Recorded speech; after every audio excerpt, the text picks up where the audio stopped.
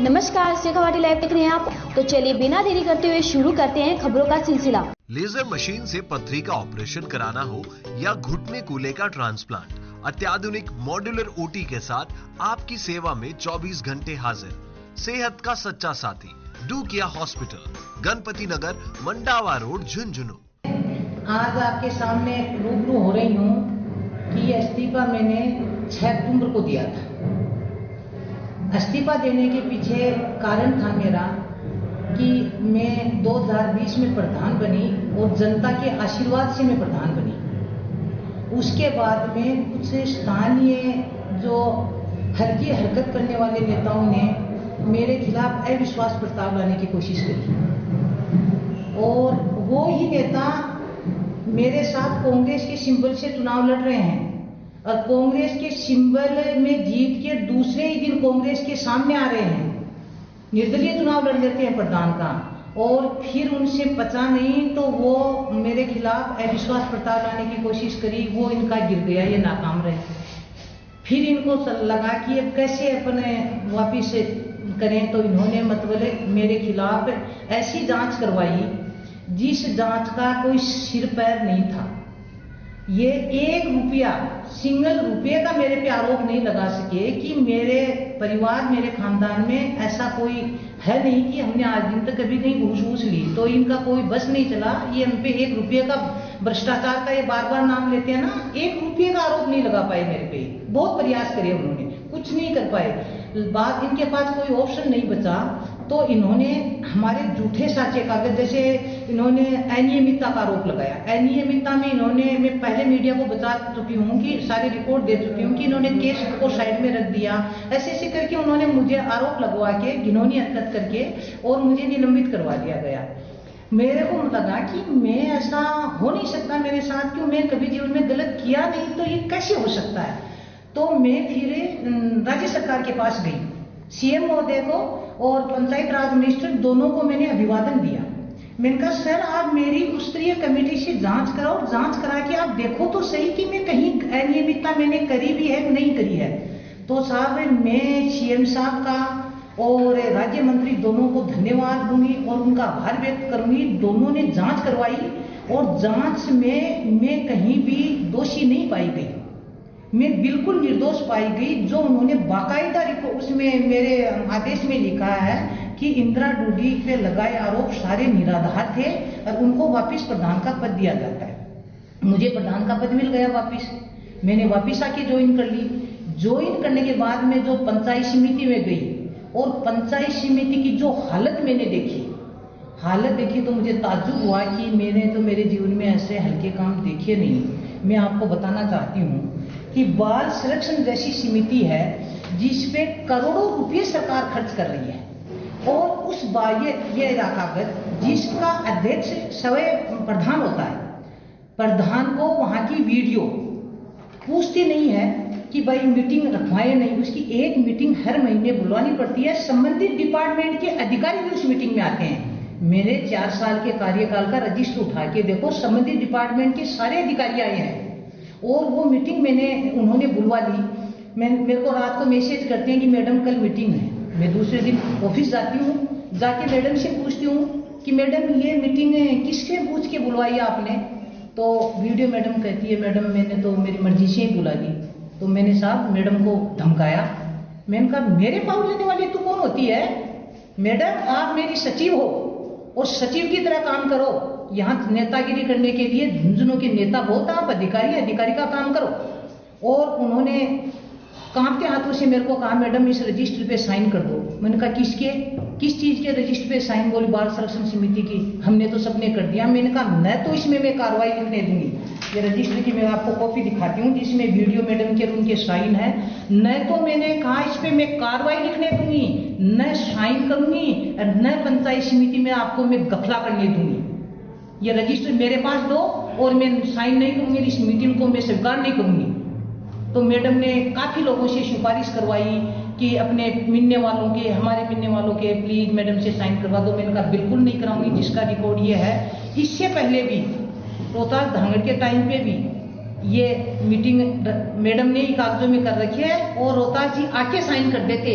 उससे पहले रोहतास जी हट चुके थे, उनको मनोनीत किया था, वो हट चुके थे। इसलिए बाकी रजिस्टर का रिकॉर्ड भी आप चाहोगे तो मैं आरटीआई के तहत निकलवा कि 10 महीनों में इन्होंने क्या किया और क्या नहीं किया।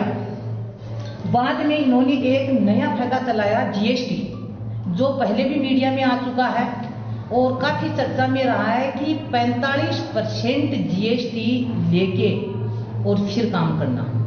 साहब, मेरे ये आपसे निवेदन करूंगी, मीडिया के माध्यम से मैं जनता को बताना चाहती हूँ कि जो अपने टैक्स का पैसा सरकार के पास जाता है, वो टैक्स का जनता का पैसा का 45% पैसा माननीय पूर्व प्रधान जी और संबंधित अधिकारी, जिसमें वीडियो मैडम भी शामिल है, वो जीएसटी के नाम पे ले लेते हैं, जिसमें स्वयं प्रधान अपने बयान कर रहा है कि साहब 5% तो वीडियो का लगेगा, 4% आईएन का लगेगा, 3% उसका लगेगा। ये जनता की खरी कमाई के पैसों के टैक्स के पैसों को 45% खा जाते हैं, तो जनता को क्या देंगे जी? तो जनता की ये मतलब अहित हो रहा है, ये मेरे से नहीं देखा गया, मुझे बर्दाश्त नहीं हो पाया। मैंने खूब प्रयास किए, 4-5 दिन तक मैंने खूब प्रयास किए कि ये आदतें छोड़ दो, मैं यहाँ ये जीएसटी चलने नहीं दूंगी। मैडम ने खुद ने कहा कि मैं मैडम आगे से नहीं करूंगी, वीडियो मैडम मेरे को कहती है मैडम आगे से नहीं करूंगी, पर वो बात नहीं आई। मैंने इसके लिए बार बार कलेक्टर साहब को भी लिखा है।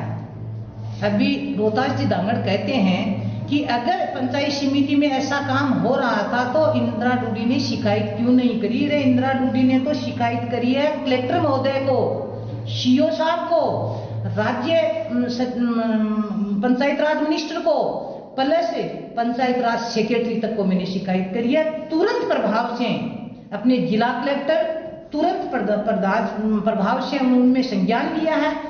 सीओ साहब को बोला है, सीओ साहब दूसरे ही दिन पंचायत समिति पहुंचे हैं और पंचायत समिति पहुंच के वीडियो मैडम को समझाया, मैडम ये क्या कर रखा आपने, और वीडियो मैडम ने स्वीकार किया है कि आगे से ऐसा नहीं करूंगी।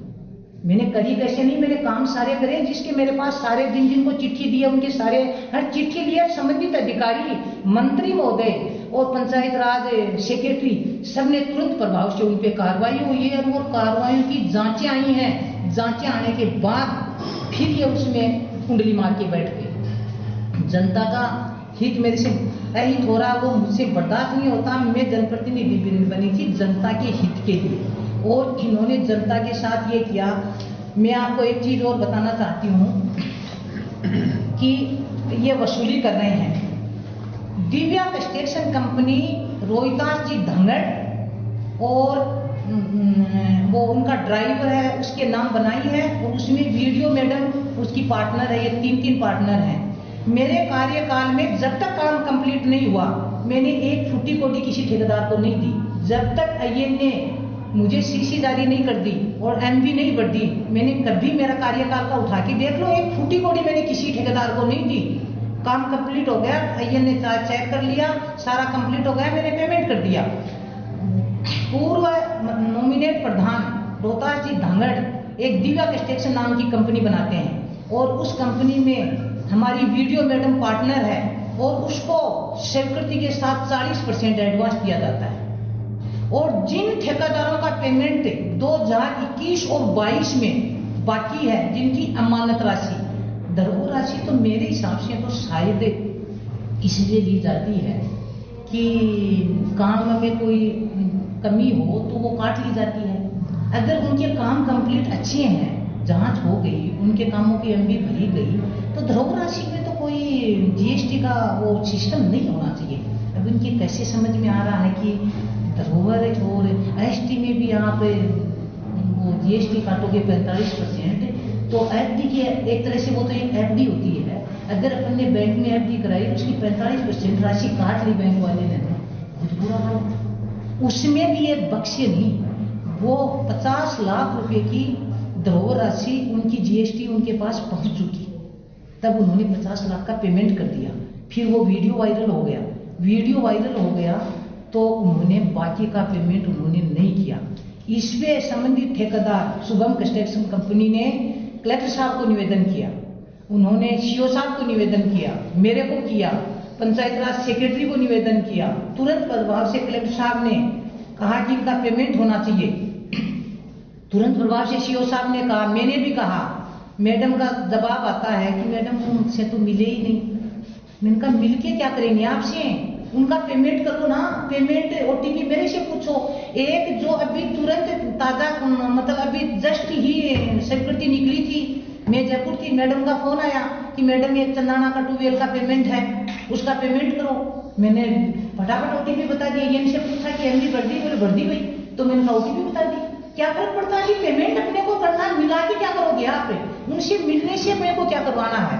जिसकी दिव्या कंस्ट्रक्शन कंपनी ने, ये आपके सामने है, कलेक्टर महोदय को ये दिया है, सीओ साहब को दिया है, ये देखो कलेक्टर साहब ने इसको मार्क भी किया है। वो कह रहे हैं ना कि आप शिकायत करते, जनता के हित हो रहे थे, शिकायतें करी हैं सारी, ये सारी शिकायतें आप देखो, ये जनता के हित की सारी शिकायतें हैं। और उन्होंने राजकुमार जी ने से वो क्या क्या ले रहे हैं, जिन्होंने इतने पैसे, ये आपको मैं सारी कॉपी दे देती हूँ। ये कॉपी तो उनका हिसाब, ये हिसाब दे रहे हैं। मतलब मैं आपको बता रही हूँ कि इसमें 10,41,631 रुपये का तो टेंडर हुआ है, उसमें कमीशन गया, इनकी जीएसटी गई 4,91,000। अगर 10 लाख में से 4,91,000 रुपये चले जाए तो धरातल पे क्या तो काम होगा, क्या ठेकेदार लगाएगा, क्या अपने घर ले जाएगा। जनता के साथ बहुत बड़ा कुठाराघात हो रहा था। अगर ये एक चीज अगर सही नहीं हो तो मर्जी हो, उसने मुझे आपके सामने फिर बुला लेना कि ये इतना कमीशन कटा है नहीं, ये वीडियो में है नहीं, वीडियो रिकॉर्डिंग में है नहीं, जिसकी जांच आज पंचायत राज मिनिस्टर भी करवा रहा है, उसकी जांच सीएम साहब भी करवा रहे हैं, उसकी जांच एसीडी भी करवा रही है। ये सब जांच में है, ये सारे कागज, जिनकी सारों की जांच आज के दिन यहाँ चल रही है, रोहिताज धांगड़ और संबंधित अधिकारियों के खिलाफ जो झुंझुनू में आ चुकी है, जिसमें भी ये जांच को अपने पक्ष में कराने के लिए और अधिकारियों पे दबाव बना रहे हैं। इसके बाद मैं आपको बताऊंगी कि मेरे को निलंबित करने में इन्होंने एक कोर्ट की गली में दुकानें थी, उन दुकानों का भी इन्होंने उसमें एक पॉइंट लिया था।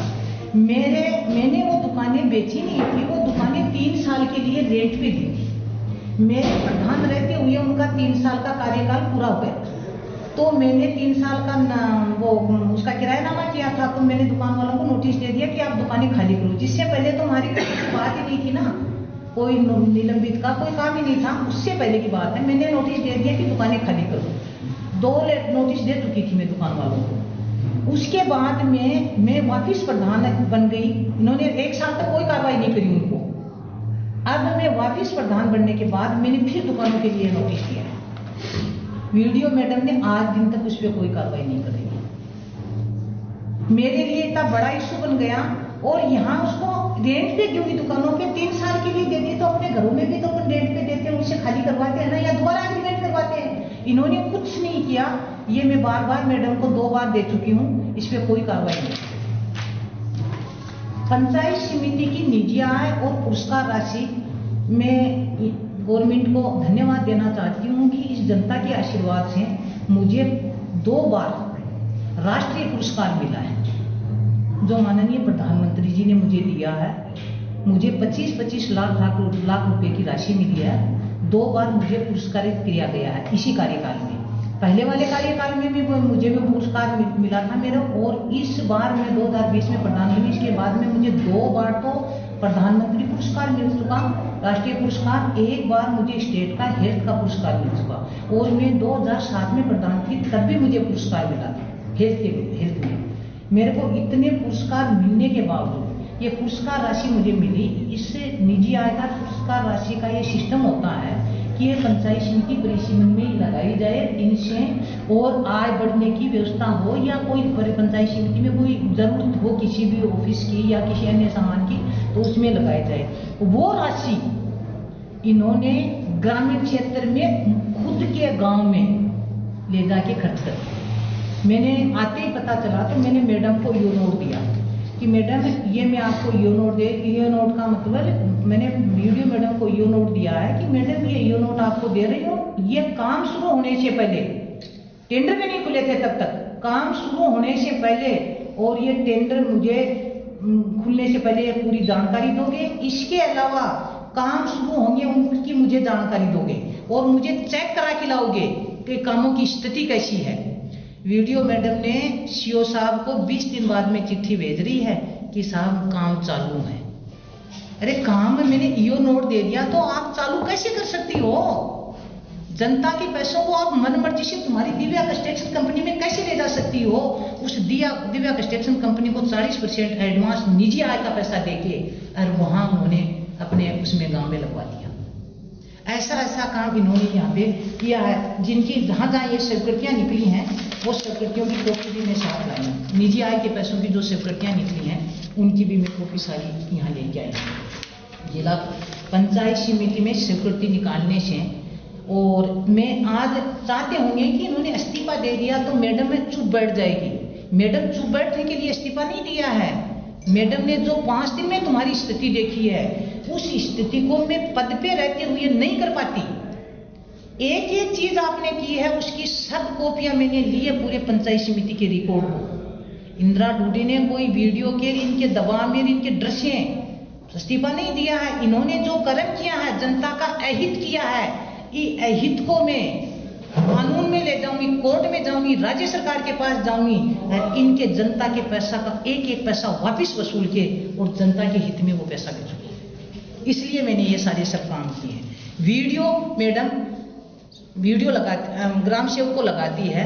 ग्राम सेवक को बिना नोट शीट के प्रधान की परमिशन के बिना नहीं लगा सकती और मुझे पूछे बिना वो वीडियो लगा देती हैं। मैं बिना पूछे स्वीकृतियां निकाल देती हैं। सारा रिकॉर्ड लेके आई हूँ। मैं बता रही हूँ आपको जल्दी हर संबंधित डिपार्टमेंट में मैं जाऊंगी और डिपार्टमेंट में जाके इन्होंने क्या क्या किया है सारे रिकॉर्ड और सारी कानून का सहारा लेके और इनके जो खोटे कारनामे किए हैं इन्होंने जो पंचायत समिति में गदर मचाई है और जनता का अहित किया है वो सारे जनता के सामने लाऊंगी। जनता का पैसा वापस जनता को लाके दूँ। तकरीबन 1 साल में आपको क्या लगता है कि कितने जो पैसे हैं उनका मिसयूज हुआ है या नियम विरुद्ध?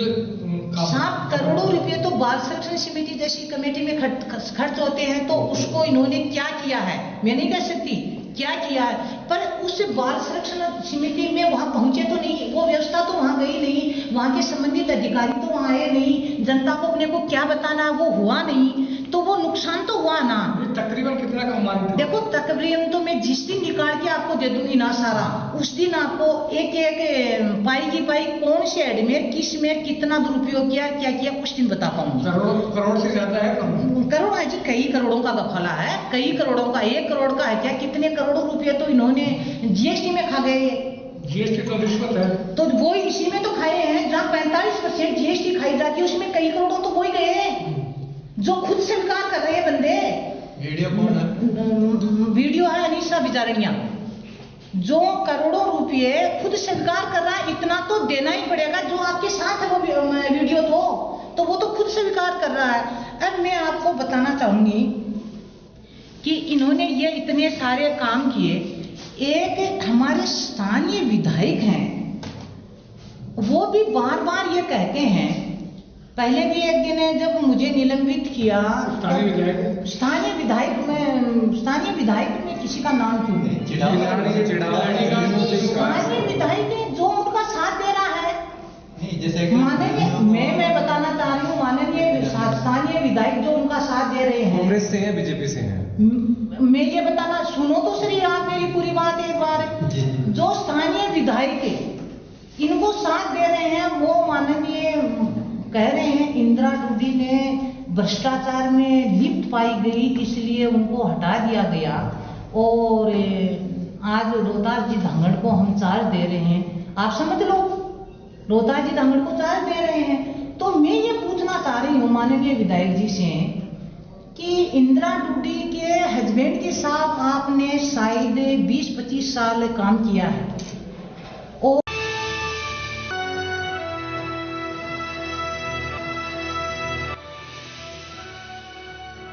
ये है शेखावाटी लाइव, धड़कन शेखावाटी की